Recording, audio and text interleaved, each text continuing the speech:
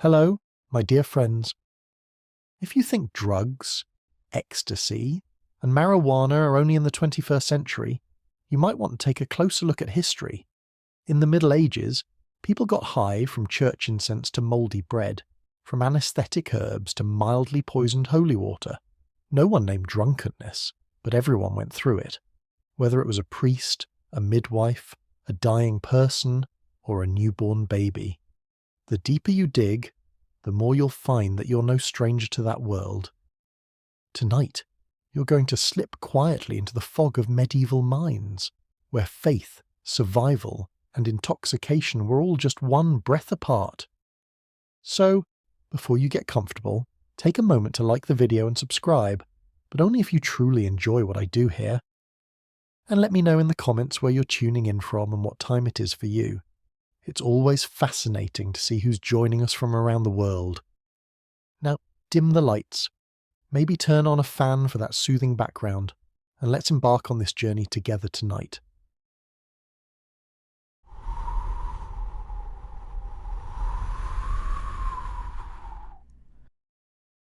If someone in medieval Europe reached the point where no treatment could cure their pain, the answer was not to fight against the illness, but to find a way to leave it behind for a little while. A farmer crushed under a falling cart, a woman who had given birth too many times, or an old man coughing blood in the winter would all eventually reach a stage where remedies no longer mattered. The doctors, who had so few real cures, turned instead to mixtures that dulled suffering. Wine, already common in daily life, became the base, and into it they added plants and resins that had strong effects on the body.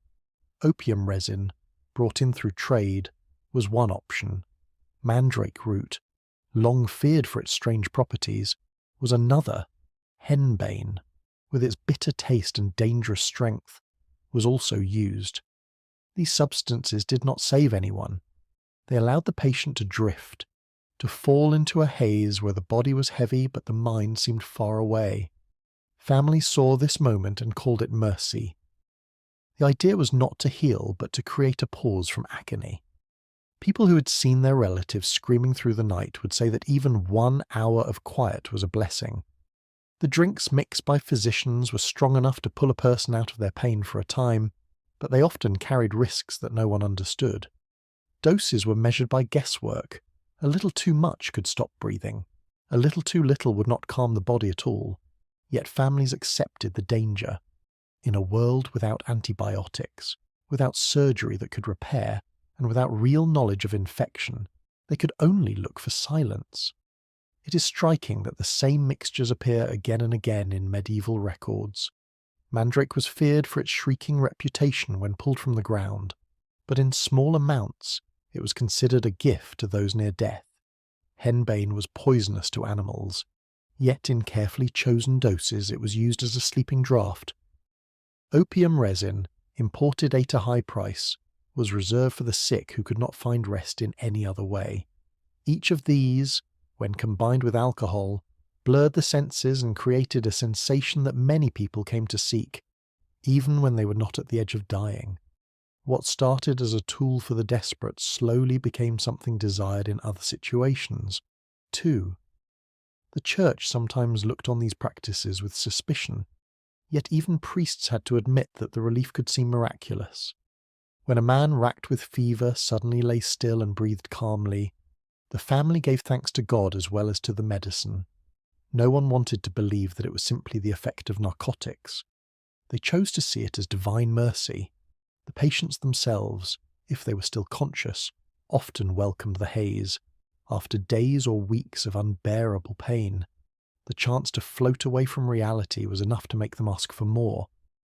It almost sounds comical that people feared demons in the shadows but trusted a bottle filled with poison to be their last comfort. The pattern of use was clear. At first, mixtures were given to those who had no chance of survival, but then they began to spread. People who were not dying, only suffering from broken bones or lingering sickness, started to request them. Physicians who realized that their other remedies rarely worked began to rely more heavily on these potions. Instead of herbs for digestion or salves for wounds, they reached for the strongest sedatives in their cupboards. By doing so, they changed the culture of healing from trying to cure to simply trying to numb. For the poor, access was more limited, but it was still there. Local healers knew plants that grew in the fields and forests. They knew which roots and leaves carried power, and they prepared crude versions of the same sedatives.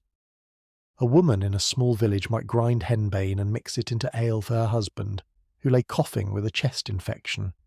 A shepherd with a broken leg might chew on dried mandrake root while his family prayed over him.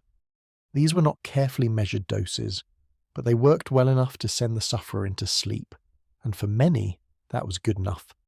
The wealthy had access to more refined mixtures. Apothecaries in towns and cities kept small jars of imported opium, often locked away until requested by a physician. These were added to wine or honey and presented in glass vials that looked elegant on the shelf. A noblewoman might keep one near her bed in case of sleepless nights. A knight recovering from wounds might be given a stronger preparation to keep him still. What united both rich and poor was the same belief that these substances were gifts of nature, not threats to life. Over time, the experience of drifting away became something more than just relief. It was remembered. Those who had once been on the edge of death but survived sometimes spoke of the strange calm that overcame them. They described how the world seemed distant, how voices sounded far away, and how their pain seemed to dissolve. These accounts spread, and soon others wished to feel the same, even if they were not suffering as badly. That is how a medicine meant for the dying began to shape the habits of the living. If we compare it to today, it would be like morphine being handed out freely at the local pharmacy for headaches and toothaches. The normalization of these mixtures is one of the most remarkable aspects of medieval medicine. People did not view them as dangerous. They were seen as part of the ordinary practice of care. A bottle of sedative might sit on the same shelf as a jar of dried lavender or a pot of honey. Families used them when the need arose and rarely questioned whether the need was truly medical. This acceptance meant that use expanded. Slowly, villages and towns learned to expect that suffering could be dulled, even if only briefly. Doctors themselves became accustomed to prescribing these substances.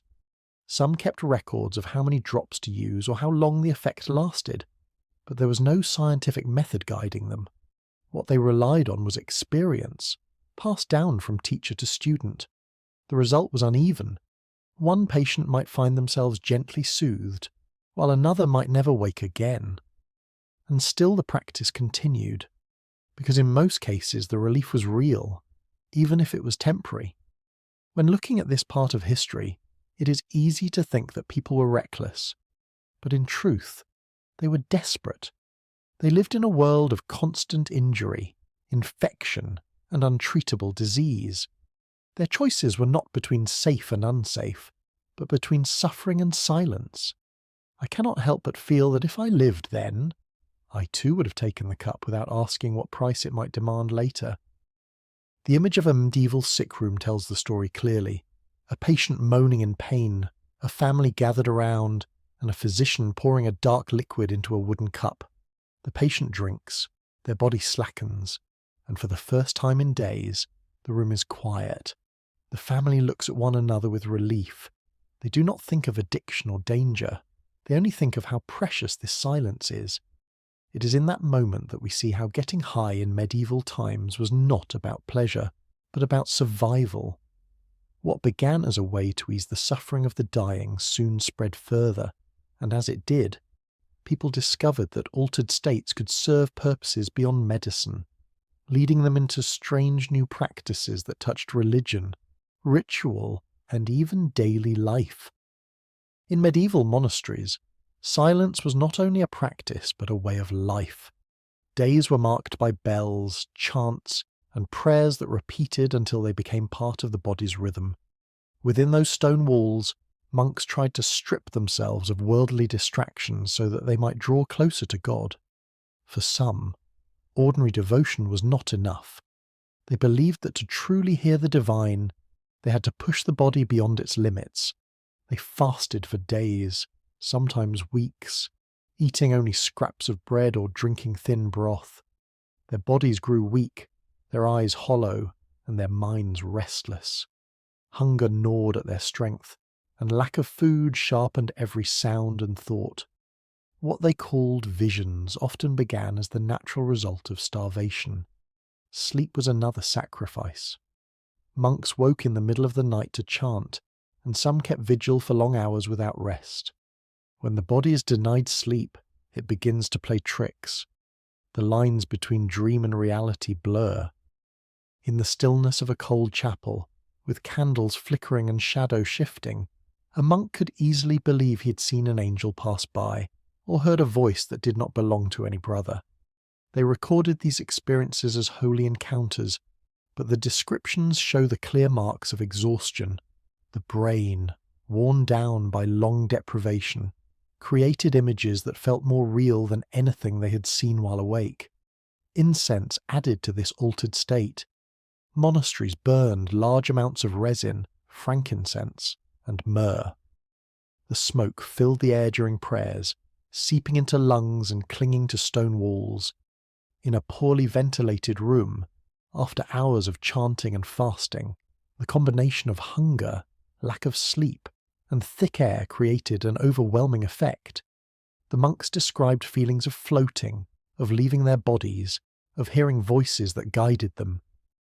It is almost amusing that what they thought was the whisper of God may have been nothing more than their bodies failing under pressure.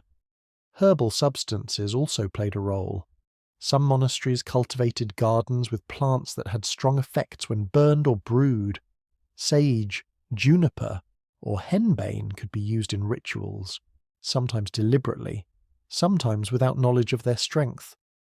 When mixed with incense, they made the air heavy and the mind unsteady. A monk sitting in meditation for hours might begin to feel as if he were seeing the heavens open. To him, it was proof of divine favour. To us, it is clear that the chemistry of plants and the fragility of the human body were at work together. The writings that survive from these experiences often speak in great detail. A monk might describe a vision of Christ standing in light, or angels singing, or terrifying demons rising from the floor. Modern readers can recognize the signs of hallucination. The images were too vivid, too strange, and too sudden to be ordinary prayer. If we compare it to today, it would be like someone staying awake for 3 days straight, breathing heavy smoke in a closed room, and then insisting that the things they saw in the corner were revelations. Not every monk sought such extremes, but those who did often gained reputations for holiness. Their brothers believed they had special access to the divine. Pilgrims travelled to hear their words or touch the walls of the places where visions were said to appear. The visions became part of the power of the monastery, attracting donations and strengthening its influence. What no one admitted was that these holy encounters were as much about biology as they were about faith. The cycle was self-reinforcing. A monk who starved himself and claimed to see a vision was praised, not questioned. Others tried to follow, hoping for the same gift. The practices of fasting, vigils, and long meditation became traditions that passed through generations. Over time, they were accepted as normal ways to deepen prayer.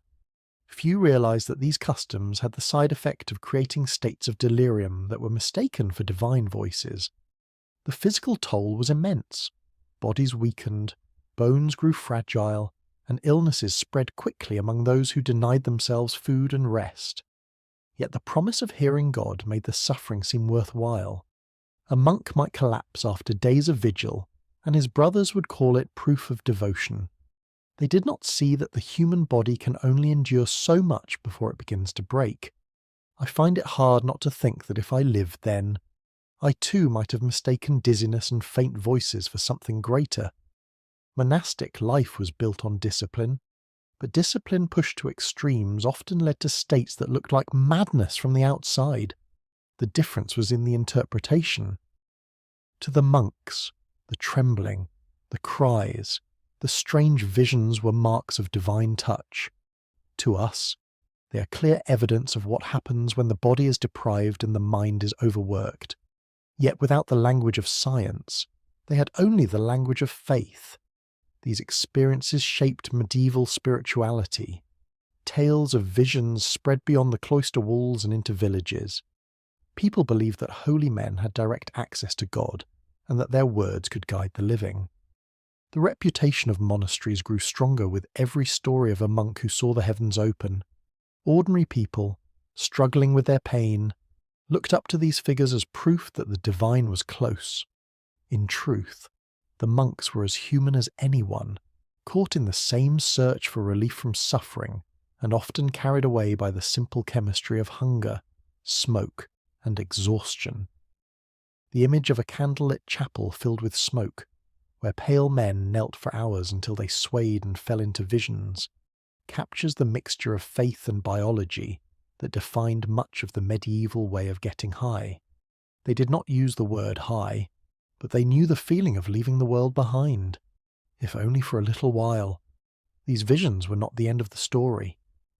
As the practice of altered states spread, other groups outside the monastery discovered their own ways of reaching similar conditions, blending herbs and rituals that carried them even further from the ordinary world. In medieval villages, much of the knowledge of healing did not come from universities or scholars, but from women who lived close to the land. They were midwives, herbalists, and caretakers who knew the plants of the fields and forests better than most men of learning. When a child was born, when a wound needed cleaning, or when a sickness spread, these women were called. They had baskets of dried herbs, jars of oils, and recipes passed down from older generations. Among their tools were plants that carried powerful alkaloids. These were not mild remedies like chamomile or mint. They were belladonna, henbane, mandrake, and aconite. In small doses, they dulled pain and eased fear. In larger doses, they created visions and sensations that took people far from the ordinary world. The methods of using these plants were varied. Some were ground into powders and mixed with fat or oil to create ointments. These ointments were rubbed on the skin, where the compounds entered the body slowly. Others were brewed into strong concoctions, though drinking them was dangerous and sometimes deadly. Still others were burned so that the smoke could be inhaled. The result was the same, a drifting, floating feeling, where the body felt light and the mind slipped into strange images. Villagers whispered that these women could fly or commune with spirits. What they were truly doing was experimenting with the chemistry of plants. It is almost darkly humorous that what terrified inquisitors as witchcraft was often nothing more than the side effects of a strong herbal paste. These women did not use their knowledge for amusement. Their world left little room for play. Instead, they reached for these methods to cope with pressures that weighed heavily on them. Women in medieval society had few rights and little power. They were expected to marry, bear children, and remain under the authority of men. For those who lived on the edges of villages or who never married, the role of healer or midwife offered a kind of independence. But independence came with isolation and suspicion. In their solitude, these women often relied on their herbs not only to serve others, but also to find escape for themselves. The floating sensation, the brief journey outside ordinary awareness, was a way to loosen the bonds of a rigid world. The reputation of flight is one of the most enduring. Tales spread that witches rode through the night sky on broomsticks. In reality, ointments made from henbane or belladonna, when applied to sensitive areas of the skin, produced vivid hallucinations of flying. A woman who lay still after applying such a mixture might truly feel her body lifting and soaring. To her, it was a real journey. To her neighbours, who saw her speak of strange travels, it was proof of sorcery.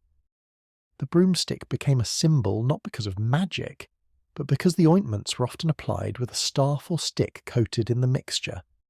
If we compare it to today, it would be like using a pharmaceutical hallucinogen and then insisting that the visions were literal experiences of travel. Records from trials and inquisitions describe these experiences in detail. Judges wrote down confessions in which women said they had flown, danced with spirits, or joined strange gatherings at night. What the court saw as evidence of witchcraft were in fact the reports of people under the influence of powerful plants. The women were punished not for magic but for their knowledge of chemistry that was centuries ahead of its time. Despite the risks, people still came to them for help. A woman in labour might be given a small dose of mandrake to dull the agony of childbirth. A man with a deep wound might be soothed with henbane smoke to calm his cries. The same substances that created visions were also the only painkillers available in many communities. The line between medicine and hallucination was thin, and these women walked it every day. Their role in society was complicated. They were needed and feared at the same time. Villagers respected their knowledge but whispered about their powers. Church authorities often condemned them, yet even priests sometimes looked the other way when their skill saved lives. The women themselves lived in the tension between serving their communities and protecting themselves from suspicion. To them, the herbs were tools. To others, they were signs of danger. Over time, the image of the witch was shaped by these practices. The ointments, the smoke, the trances, and the visions became stories of demonic pacts and midnight flights. The reality was more ordinary but no less remarkable. These women had discovered how to use the plants around them to alter the mind, to create moments of release from unbearable pain and pressure. I cannot help but feel that their search for escape was not so different from ours today, only with far fewer safeguards and far more risk. What stands out is that these women were not trying to rebel against society in open defiance. They were finding hidden ways to breathe within a system that allowed them little space. Their practices were not about indulgence. They were about survival, both physical and emotional. The sensation of floating, the dreamlike visions, the easing of pain were ways to endure lives that were otherwise harsh and narrow. The medieval world branded them witches, but in truth, they were early experimenters with altered states. Their knowledge of plants, though dangerous, gave them power over suffering. It also placed them in constant danger of persecution. The line between healer and witch was drawn not by what they did, but by who chose to judge them. The sight of a woman grinding herbs by candlelight, preparing an ointment that might ease childbirth or send her into a trance, is one of the clearest images of how medieval people got high. It was not entertainment, it was a small rebellion against pain and a brief escape from a rigid order. From the silence of the cloisters to the secret work of village healers, the pursuit of altered states was spreading, and soon it would step onto the battlefield, where warriors turned to drink and strange plants to face death without fear. On the fields where battles were fought in medieval Europe, the fear of death was heavy in the air. Men carried spears, swords, and axes, but they also carried dread. Facing an enemy in close combat meant knowing that every swing could be the last. To overcome this fear, some warriors turned to substances that altered their minds. Before the clash, they drank wine mixed with mandrake root, a plant known to cause visions and dull pain. Others consumed mushrooms that carried hallucinogenic properties. These preparations did not sharpen skills or improve strategy. What they did was push fear out of the mind and replace it with a reckless sense of invincibility. For the men who swallowed these mixtures, stepping onto the battlefield became easier because their sense of reality was already shifting. The effect was powerful but unpredictable. The mandrake drink numbed fear, but it also blurred judgment. The mushrooms heightened aggression, but they also distorted vision and balance. Warriors sometimes fought with wild energy, ignoring wounds that should have brought them down. They shouted, charged, and swung their weapons with terrifying force. But just as often, the same substances caused confusion. A man could just as easily strike a friend as a foe, or stumble into danger without realizing it. The gamble was accepted because fear was considered a worse enemy than confusion. If a man forgot his terror, even at the cost of reason, the army saw it as a kind of strength. It is almost funny that an army thought mushrooms could replace discipline, when in reality, they only made the battlefield look like a tavern brawl gone wrong. Folk tales from the period describe these warriors in glowing terms. They tell of men who fought without pain, who continued to swing their swords even with deep wounds, who seemed possessed by something beyond human. In some stories, these fighters were believed to be under the protection of spirits or gods. They were said to enter a state of frenzy that no ordinary man could withstand. To the people who told the tales, this was proof of divine favour. To us, it looks like the clear mark of altered states brought on by substances that dulled pain and sharpened frenzy. The rituals before battle often reinforced these effects. Drinking together was not only about sharing strength, but about making an oath. Blood was sometimes mixed with the drink, sealing a promise that no man would flee. Once the mixture of wine, mandrake, or mushrooms took hold, the warriors believed they had bound themselves to something greater than their fear. Their shouts grew louder, their movements more violent, their eyes unfocused. Villagers who later heard of these scenes passed them down as stories of men who felt no pain.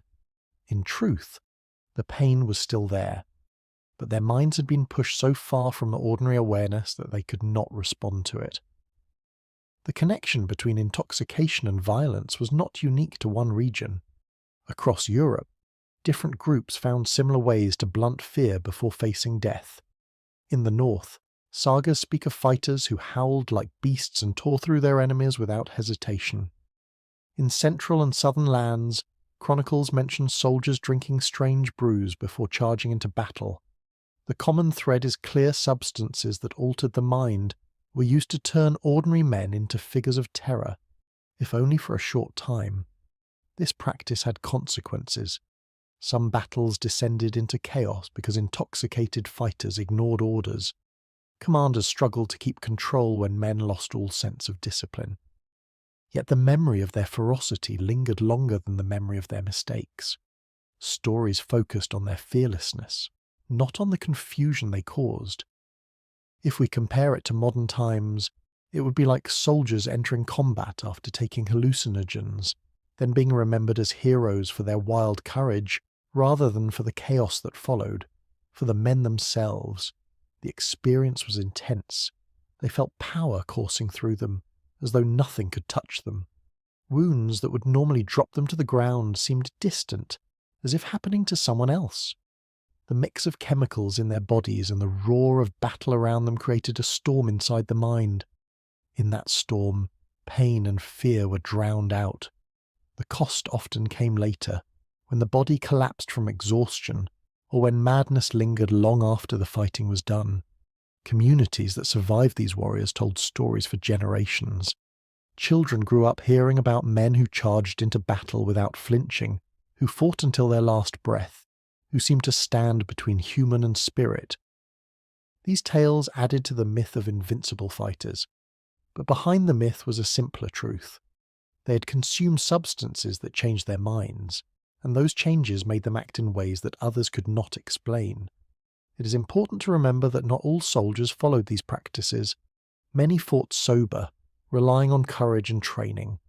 But the image of intoxicated warriors was powerful because it captured something people longed to believe, that fear could be defeated, whether through magic, gods, or plants. The dream of a fearless fighter inspired both awe and dread. I think if I had lived in those times, I would have been tempted to drink as well, not to gain strength, but just to make the fear smaller. The picture of warriors standing on the edge of battle, drinking bitter brews, swearing oaths, and then charging forward in frenzy shows how deeply substances had entered the culture of survival. It was not about joy or celebration. It was about facing death without breaking. As the stories of fighters spread, other parts of medieval life also carried practices that led to unexpected intoxication, especially during festivals where ordinary villagers joined together in drink, dance, and ritual fire that carried them into states of collective energy. Life in medieval villages was tied to the seasons. Planting, harvesting, and the long winter months shaped the rhythm of every year. When summer came and the fields were green, people gathered for festivals that broke the routine of labour. These celebrations were filled with music, dancing, and food. but they also carried something unexpected. Without realizing it, many villagers slipped into states that today we would recognize as mild intoxication. It was not planned, nor was it deliberate. It was a natural result of what they ate, what they drank, and the way they filled the night with noise and fire. Alcohol was always part of these events. Wine and ale were brewed at home, often with little control over fermentation. A jug might contain a mild drink one day, and a much stronger brew the next. People drank deeply, not counting cups or measuring strength. For many, the taste of sour wine or thick ale was the flavour of celebration itself. Alongside the alcohol came bread and other foods that had their own surprises. Rye, when infected with a fungus known as ergot, could carry compounds that caused visions and tremors. Villagers who ate bread from such grain sometimes felt dizzy or restless, without understanding why. They blamed spirits or demons, never guessing that it was the mould hidden in their food. The fires added another layer. Bonfires were central to many festivals, whether to mark midsummer, drive away evil, or celebrate the harvest. Large piles of wood, resin, and herbs were burned, filling the air with smoke that clung to clothes and skin. Inhaling this smoke for hours, while standing close and breathing heavily, changed how people felt. Combined with the alcohol and food, it created a haze that blurred the line between ordinary wakefulness and altered states. It is almost amusing that what villagers thought was holy smoke might have been nothing more than the fumes of resin, making them light-headed. Music carried the crowd further. Drums, pipes, and string instruments played the same patterns again and again, creating rhythms that drew people into a trance-like state. Dancing around the fire, stamping feet, clapping hands, and spinning in circles made the body dizzy. Hours of this, with little rest and constant excitement, pushed the senses beyond normal boundaries.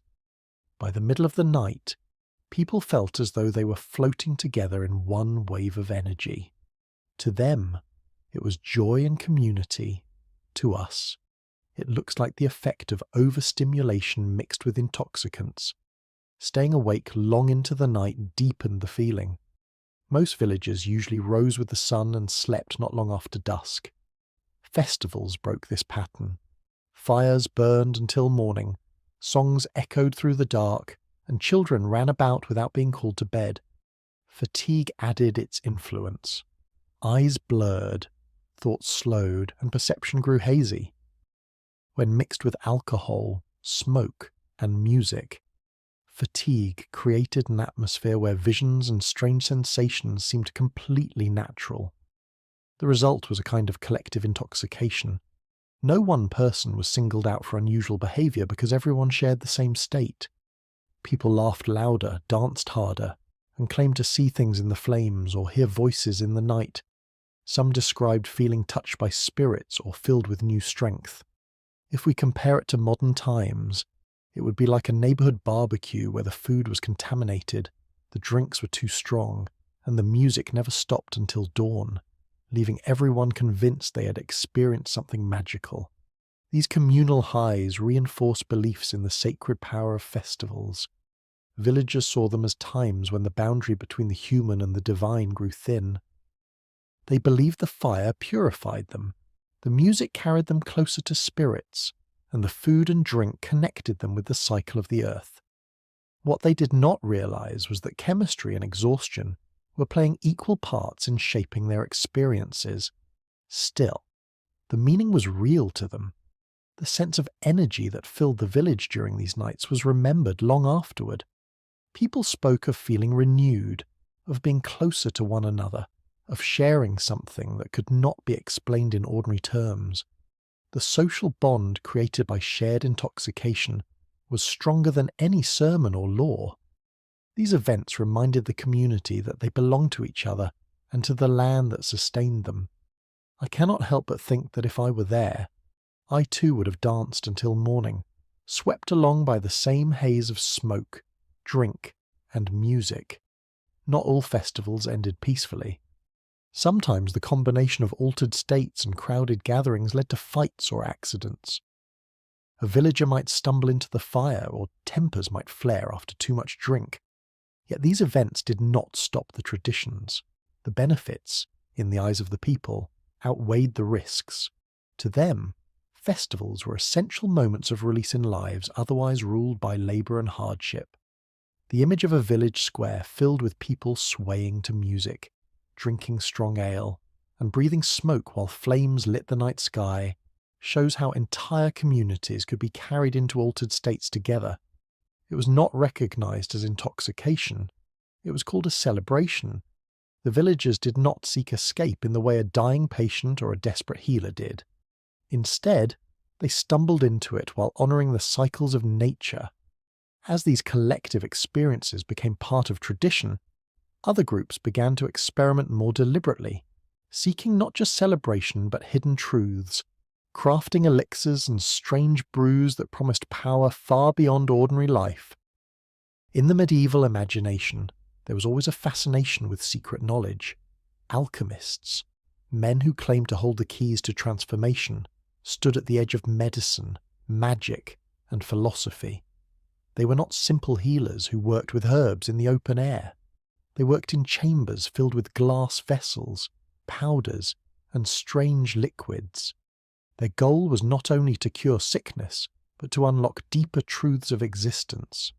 One of the ways they promised to do this was through elixirs. These were bottled mixtures of alcohol, resins, and plants that they claimed could lengthen life, bring wisdom, or open hidden doors of perception. Villagers and nobles alike were drawn to them because the promise of an elixir sounded like a shortcut to strength, health, or enlightenment. The recipes were rarely written down in clear terms. Alchemists valued secrecy. They described their mixtures in coded language, mixing spiritual symbols with practical instructions. A bottle might contain wine infused with frankincense, myrrh, and resin from exotic trees. Into this, they might add crushed seeds or roots that carried alkaloids capable of altering the mind. Sometimes, opium resin found its way into the blend, brought by traders from the East.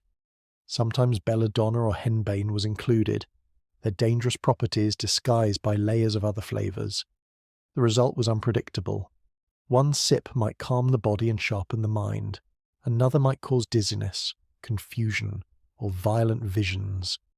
It is almost funny that people believed these bottles contained the secret of the universe when they often contained nothing more than badly mixed plant poisons. Elixirs were sold as gifts of wisdom. Alchemists claimed that their concoctions could purify the body and spirit, allowing drinkers to reach states of clarity unavailable in ordinary life. Some who drank reported moments of insight, where ideas seemed to flow freely and problems felt simple. They described hearing voices, seeing patterns, or understanding the world in new ways. To them, this was proof that the elixirs worked. To others, it was little more than the effect of intoxication. The blurred line between chemical reaction and spiritual revelation made the elixir a powerful tool for those who wanted to believe. The reputation of elixirs spread quickly. Nobles purchased them at high prices, convinced that they could unlock hidden potential. Merchants carried them across borders, selling them as rare treasures. Apothecaries stocked smaller versions, watered down but still strong enough to affect the body. People spoke of alchemists who had achieved visions, who had glimpsed the divine, or who had survived illnesses others could not. These stories added to the aura of mystery. Few asked how many others had lost their reason or their lives in the same pursuit. There were always dangers. Some who drank too much fell into deep sleep and never woke. Others lost their senses, wandering through streets muttering about things no one else could see. Families sometimes hid relatives who had been ruined by elixirs, ashamed to admit that the search for wisdom had left them broken. Yet the promise remained strong enough that people continued to buy. In times of uncertainty, the hope of finding answers in a bottle outweighed the fear of harm. If we compare it to today, it would be like someone buying an untested supplement online because it claimed to unlock genius. only to end up in the hospital instead. The alchemists themselves believed they were working with sacred forces. To them, alcohol was not just a drink, but a solvent that carried the essence of plants.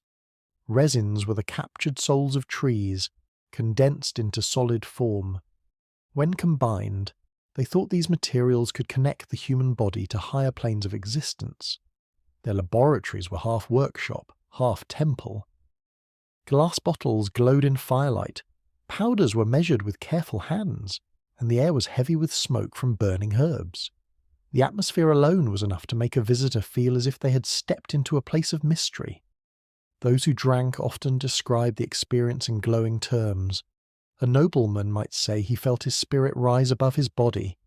A monk might write that the elixir opened the gates of heaven. A merchant might swear that he suddenly understood the secrets of trade and fortune. These accounts made the elixirs more popular, spreading their reputation far beyond the walls of the alchemist's chamber. The truth, however, was that each person was reacting not to divine truth, but to the chemical effects of the blend. The sense of clarity was temporary, and the price that followed was often exhaustion, confusion, or worse. Despite this, the belief in elixirs endured. Alchemists were respected, feared, and ridiculed all at once, but they were never ignored. They filled a role that no doctor or priest could. They offered access to something beyond the ordinary world, even if their mixtures harmed as often as they helped. The possibility of transformation was too alluring for people to turn away. I find it easy to imagine that if I lived then, I too might have sipped from one of those bottles, hoping for wisdom, and only later realizing that what I had found was a fog I could not escape.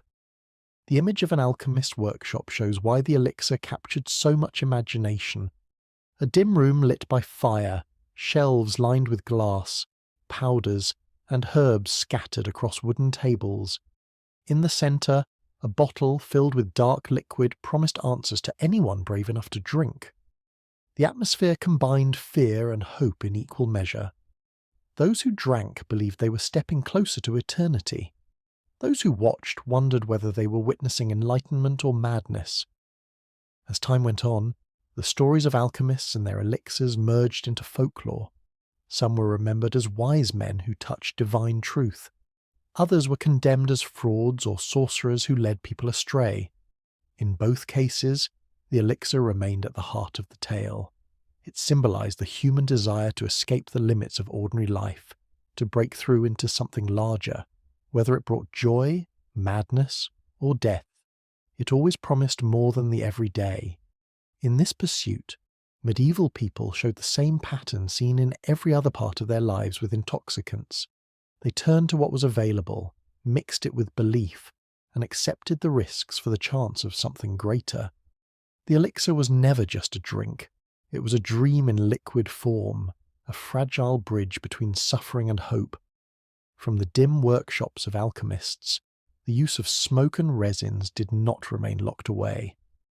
It moved into churches and sanctuaries, where incense became a powerful part of worship, filling the air with scents that carried the faithful into states they thought were holy. For most medieval people, the church was the centre of life. It was not only the place for prayer and ritual, but also the stage where every important event was marked, from birth to death. The experience of entering a medieval church was overwhelming. High stone walls echoed with chants, stained glass filtered the light into deep colours, and thick clouds of incense rolled through the air. To the faithful, this smoke was a symbol of prayer rising to heaven. To those inside for hours at a time, it was more than a symbol. It was a substance that entered the lungs, settled into the body, and changed the way they felt. The incense most often used was made from frankincense and myrrh. These resins burned slowly over hot coals, released a rich, heavy aroma that filled every corner of the church. At first, the scent was calming, but as the hours passed, it grew dense. People breathing it in were not simply smelling a pleasant fragrance. They were inhaling compounds that had subtle effects on the nervous system. The result was a sensation of lightness, a dulling of sharp thought, and sometimes even mild euphoria. It is almost amusing that what was believed to be the presence of God may have been nothing more than the chemistry of tree sap. The architecture of the church made this effect stronger. Stone walls trapped the smoke, allowing it to build with each passing service. In smaller chapels with little ventilation, the air grew thick enough to sting the eyes and coat the throat. Worshippers sat or knelt in the haze, listening to chants repeated endlessly by monks or priests. The combination of rhythmic sound and heavy air created an atmosphere that could easily tip the body into a trance. People described feeling as though time slowed, as though their thoughts drifted beyond themselves. Many believed they had entered a holy state of vision. The ritual use of incense was deliberate.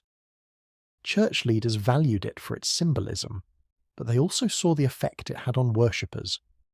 A congregation subdued by smoke and sound was more receptive to the message of the sermon. People left the building not only convinced of spiritual truths, but also deeply moved by what felt like a direct encounter with the divine.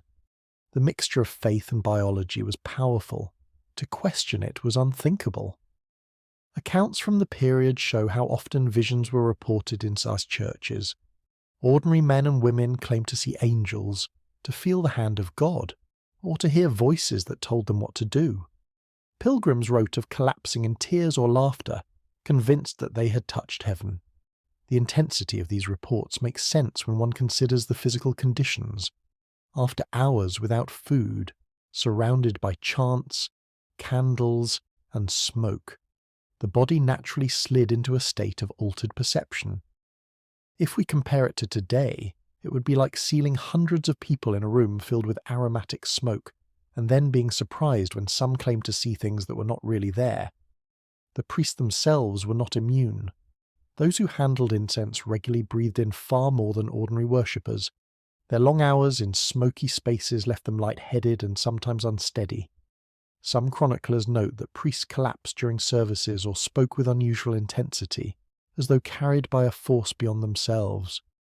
These incidents were often explained as divine inspiration, but the physical explanation is equally strong. Despite the risks, incense was never abandoned. It became so central to worship that services without it were considered incomplete. The scent itself became linked with holiness, so much so that even today it is still used in many traditions. Medieval people could not separate the aroma from the sense of the sacred. For them, to smell frankincense was to be in the presence of God. The possibility that it was altering their perception never occurred to them. The psychological effects were strengthened by expectation. People entered the church already believing that they were about to encounter the divine. When the smoke blurred their senses, they accepted it as confirmation. The faint dizziness, the warmth in the chest, and the dreamlike focus all became proof of the presence of God. Communities treasured these experiences and encouraged one another to seek them. The cycle fed itself, generation after generation, until the association between incense and vision was unbreakable. Even the design of rituals encouraged altered states. The repetition of prayers, the low drone of chants, the swaying of processions, and the flickering of candles all work together with the incense. This kind of sensory saturation can easily push the human mind into a trance. To people with little understanding of biology, the explanation was obvious. They were witnessing miracles. I cannot help but think that if I lived in those times, I too would have left a smoky chapel convinced I had glimpsed heaven. For ordinary villagers, these moments were some of the only breaks from the harshness of daily life. A service that lifted them into visions, whether real or imagined, was a treasure. It allowed them to believe they were part of something larger, that their suffering had meaning. The combination of incense, ritual, and exhaustion gave them hope. It may not have been the voice of God, but it was powerful enough to shape lives. The image of a crowded medieval church, filled with smoke so thick it hung in beams of candlelight, shows clearly how people could slip into altered states without realizing it. They were not seeking intoxication, they were seeking God. Yet the result was the same as in so many other places: a body overwhelmed by the environment, a mind carried beyond its usual boundaries. From the smoke of sanctuaries to the secretive rites of heretical groups, the blending of intoxication with religion did not stop inside the church. It spilled into strange gatherings where faith, sexuality, and potions combined, creating experiences that frightened authorities and fascinated those who heard the rumours. Beyond the walls of the church and the order of monasteries, there were always groups that rejected official authority. These were the heretical sects, small gatherings of people who believed they had found a truer path to the divine. Many of them met in secret, often at night, away from the watchful eyes of priests and nobles. In these hidden meetings, rituals took place that mixed elements of worship, sexuality, and intoxicating substances. To outsiders, these gatherings were monstrous. To participants, they were liberating. They believed that in breaking boundaries, they could reach truths that ordinary life denied them. The key to many of these rituals was a potion that they called a holy drink. Recipes varied, but most contained strong alcohol blended with herbs that carried stimulating or hallucinogenic properties. Mandrake, belladonna, or henbane might be included. Sometimes opium resin appeared, sometimes crushed seeds with strange effects. When taken in groups, under candlelight and chanting, the drink produced feelings of warmth, euphoria, and disconnection from the ordinary world. Participants believed they were filled with divine energy. It is almost darkly humorous that what some called the spirit of God was likely just the rush of alkaloids flooding their nervous systems. The drink was only part of the ritual. Once intoxication began, the sects often broke social and moral rules that defined ordinary life. Some stripped away clothing as a sign of rejecting worldly shame. Others engaged in sexual acts, believing that passion itself could be a form of worship. The substances they consumed lowered inhibitions, making it easier to cross lines they might never have dared in the daylight. They thought they were stepping into sacred freedom. In reality, they were simply carried by chemistry and suggestion. The authorities found these rituals both shocking and dangerous. Rumours spread quickly that heretics held orgies in the woods or performed obscene rites in abandoned barns. Whether the stories were exaggerated or not, they contained kernels of truth, stimulating substances, darkness, and the rejection of rules did produce behaviour that looked wild to outsiders. The church labelled these sects as blasphemous and demonic. Trials were held, punishments were severe, and many were executed for their gatherings. Still, the practices never fully disappeared. The human hunger for both transcendence and release was too strong to erase. The writings that survive about these rituals show how powerful the experiences were for those inside them. People claim to have visions of angels and demons, to feel themselves lifted out of their bodies, to hear voices that guided them. The blending of intoxication and sexual release made the sensations even more intense. In a society where ordinary people lived under constant rules and strict controls, these nights felt like freedom. They returned to their daily lives convinced they had touched something divine. If we compare it to modern times, it would be like people gathering for a rave with hallucinogens, only to call the whole thing a holy service. Not every participant sought pleasure. For many, the purpose was spiritual. They believed that the body had to be broken down to release the soul. By stripping away clothing, drinking the holy potion, and giving themselves over to frenzied acts, they thought they were crossing into a higher state of being. The altered states created by drugs reinforced this belief. They mistook their visions for revelations and their impulses for divine commands. For women especially, these rituals offered something different from ordinary life. In the broader society, women were expected to obey, to remain silent, and to stay under the control of husbands or fathers. In the sects, intoxication and ritual gave them space to act without those limits. They could speak, move, and desire freely. The authorities saw this as proof of corruption. The women themselves may have seen it as the only moments when they could feel alive outside the chains of custom. I cannot help but think that if I lived in such restrictions, the chance to drink, to forget rules, and to feel part of something greater would have been irresistible. The repression of these sects was harsh. Armies of church and state hunted them down. Entire groups were destroyed in raids, and survivors were paraded through towns as warnings. Chroniclers wrote with horror about what they claimed to have found. But even in the anger of their words, there is a sense of fascination. The idea that ordinary villagers could abandon their identities, fueled by smoke and potions, terrified and intrigued those in power. It revealed how fragile social control could be when confronted with intoxication and passion. Despite the violence of repression, the stories lingered. Generations repeated tales of heretics who met under the moon, who drank potions, who cast off shame, and who claimed to see visions. In many cases, the memory of these rituals became more exaggerated over time, feeding into the later image of witches' sabbaths and secret gatherings. What began as sectarian rites became part of a larger folklore of forbidden intoxication.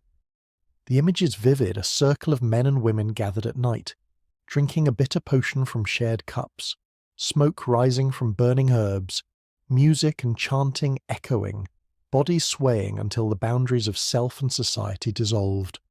To participants, it was liberation. To outsiders, it was sin. Both perspectives show the same truth, that substances and ritual together had the power to reshape human behavior.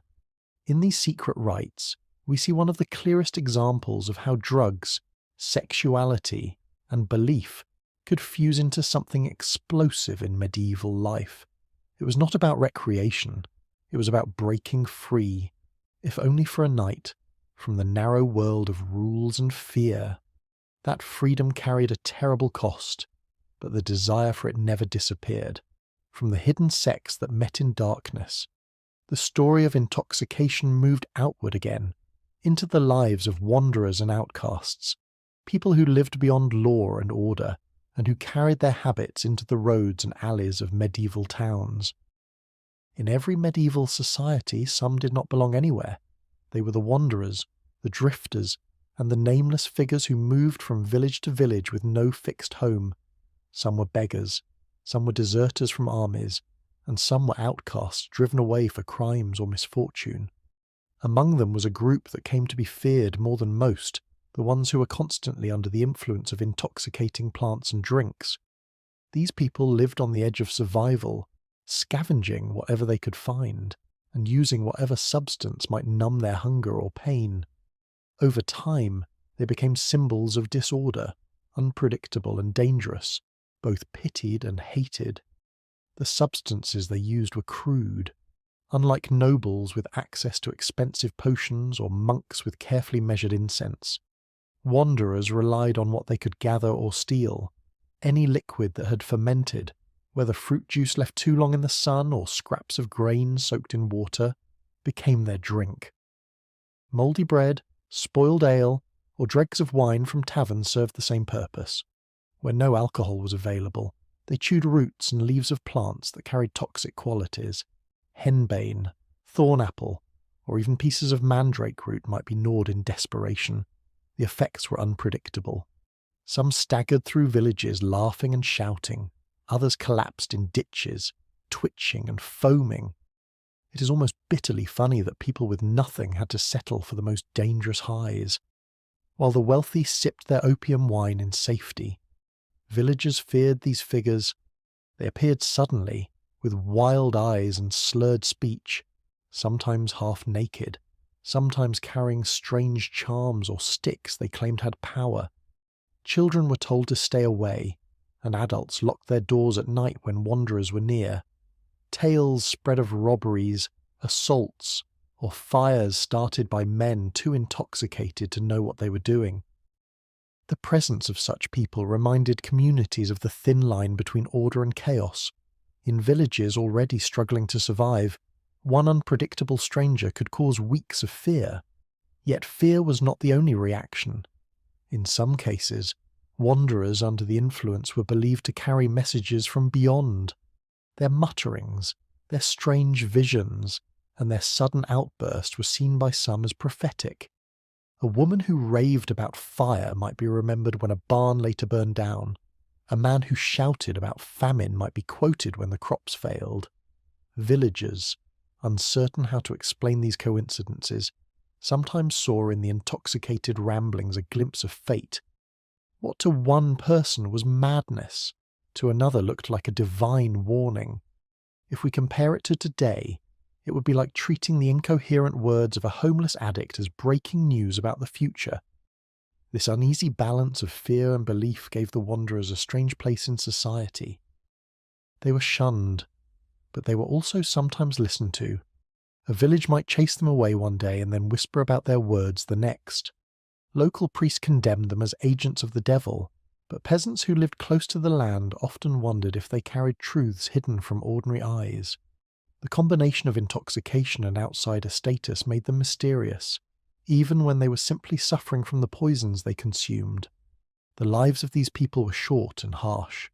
Without steady food or shelter, their bodies weakened quickly. Constant use of toxic plants damaged their minds and organs. Many died young, alone on the roadside or buried without a name. But their image lived longer than their bodies. Chronicles mention them as warnings, and folklore preserved their presence as half-mad prophets or cursed souls. They became figures that stood for everything unsettled in medieval life: poverty, danger, and the lure of strange visions. The law rarely showed mercy. Wanderers caught in towns could be beaten, branded, or expelled. If accused of theft or violence, they might be hanged without much question. Those clearly under the influence of strange plants were sometimes brought before church courts, accused of witchcraft or possession. The line between madness, intoxication, and sin was never clearly drawn. For authorities, it was easier to punish than to understand. Despite this, the image of the intoxicated wanderer fascinated people. In songs and stories, they appeared as figures of chaos, stumbling through villages with wild laughter or shouting predictions no one wanted to hear. Children learned to fear them, but also to remember their words. The contrast between their ragged appearance and their mysterious visions made them unforgettable. In a world that valued order and faith, they embodied disorder and doubt. It is striking to see how different social classes experienced intoxication. The noble lady sipping a measured potion in her chamber was praised for her refinement. The monk breathing smoke in a chapel was honoured for his visions. The peasant healer using herbs was both respected and feared. But the wanderer, with no home and no standing, was condemned as dangerous. I cannot help but think that the only real difference was that the poor had no choice but to consume what others threw away, and society judged them for the results. These figures did not fit neatly into categories. They were neither holy visionaries nor deliberate seekers of pleasure. They were people crushed by hunger, cold, and despair, numbing themselves with whatever they could find. Their altered states were not chosen for enlightenment or celebration. They were desperate escapes from reality, brief flights away from misery. In that sense, they reveal another side of how medieval people got high, one shaped not by curiosity or ritual but by survival at its lowest edge. The picture of a ragged man staggering through a village, his eyes red, his words jumbled, and his body weak, while children hide behind their mothers and elders mutter prayers, shows clearly how intoxicants created fear when linked to poverty.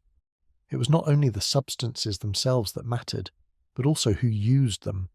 For the rich, intoxication was elegance or piety. For the outcast, it was a mark of shame. The legacy of these wanderers lingered long after they were gone. Folklore turned them into characters who foretold disasters, warned of plagues, or carried curses. Villagers remembered them not only for the trouble they caused, but also for the strange fascination they inspired. In the end, they stood as reminders of the fragile line between suffering and vision, between madness and prophecy. From the roads where wanderers staggered, the story of intoxication did not stop. It continued into the very cradles of medieval households, where even infants were not spared the touch of substances that promised peace at a terrible price. In the medieval household, constant noise was a fact of life. Families were large, rooms were crowded, and work left little time for rest. Among the most exhausting challenges was the cry of infants. Babies were rarely left alone. They slept near the fire, beside their mothers, or in cradles pulled close to beds. Their cries echoed through small timber houses, keeping entire families awake at night. Mothers, already burdened with endless labour, sought ways to bring silence. One of the answers they turned to was a soothing drink, a mixture drawn from roots and herbs that dulled a baby's senses. These concoctions became the first intoxicants many children ever received. The ingredients were known to women who cared for households. Roots such as mandrake or henbane were sometimes steeped in water, creating a bitter liquid with sedative qualities. Drops of this were placed on a baby's tongue or mixed with milk. The effect was swift. The child stopped crying, grew drowsy, and sank into long sleep. For mothers who had to grind grain, fetch water, or tend animals, this was a relief too great to question. The cost of using such drinks was hidden, and many never realized the danger. It is almost grimly funny that a society so afraid of demons did not hesitate to give poison to its children in the name of peace. Other methods were common. Some women rubbed ointments containing sedative herbs on their breasts or on cloths used to nurse babies. The infants, sucking or chewing, absorbed the compounds without knowing. In some households, a piece of cloth dipped in the mixture was tied near the cradle, allowing fumes to calm the baby through the night. These practices were shared quietly among women, passed down as household wisdom. They were not written in medical texts, but they were repeated in kitchens and by firesides until they became part of ordinary care. The result was that infants experienced altered states from the very start of their lives. Their small bodies, fragile and easily overwhelmed, were drawn into long spells of heavy sleep that were not natural.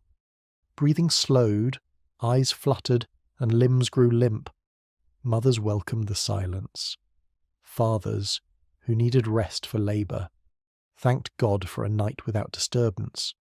What none of them understood was that the baby's body was being forced into submission by chemicals far too strong. Some survived and grew accustomed to it. Others did not wake, their deaths recorded as mysteries of nature. The trade in soothing syrups and powders grew steadily. Apothecaries sold mixtures designed specifically for infants. These were advertised as safe, carrying gentle names that suggested comfort. In reality, many were made with the same dangerous plants used in adult sedatives. The bottles were small and cheap, making them accessible to families of every class. A noble household might keep them beside perfumes and medicines, while a peasant mother might scrape coins together to buy a vial from the market. Both believed they were protecting their children. If we compare it to modern times, it would be like finding bottles of morphine syrup marketed for babies on the shelves of a pharmacy.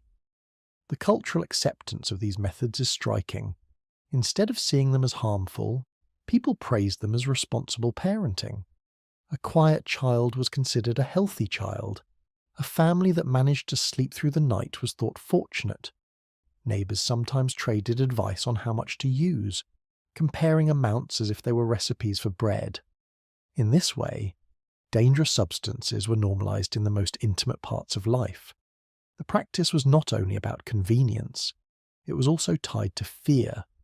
Many parents believed that constant crying was a sign of evil spirits or curses. When a soothing drink silenced the child, they saw it as proof that the spirit had been driven away. The connection between sedatives and protection became deeply rooted in belief. Mothers did not feel guilty for using them. They felt relieved that they had defended their children from unseen dangers. The consequences, however, were long-lasting. Children who survived regular doses grew up in bodies shaped by early exposure. Some may have developed tolerances, needing stronger amounts to feel the same effect later. Others grew weak or sickly, their systems strained before they had even walked. These outcomes were rarely connected to the soothing syrups. Parents blamed fate, curses, or poor luck, never guessing that the bottles on their shelves were responsible. I cannot help but think that if I were a parent in those times, exhausted and desperate, I might have done the same, without realizing the cost. The social dimension of the practice is also important. Families that managed to keep their babies quiet were seen as orderly and blessed. Those whose infants cried through the night were pitied or judged. The use of sedatives became not only a tool of survival, but also a marker of respectability. Mothers who resisted using them were sometimes pressured by others who could not understand why they endured constant crying. In this way, the practice spread further, reinforced by community expectations. Medical authorities of the time rarely condemned the habit. Physicians occasionally warned about overdosing, but they did not have the tools to measure or regulate. Most simply accepted that small amounts of sedatives were part of childcare. The church, too, paid little attention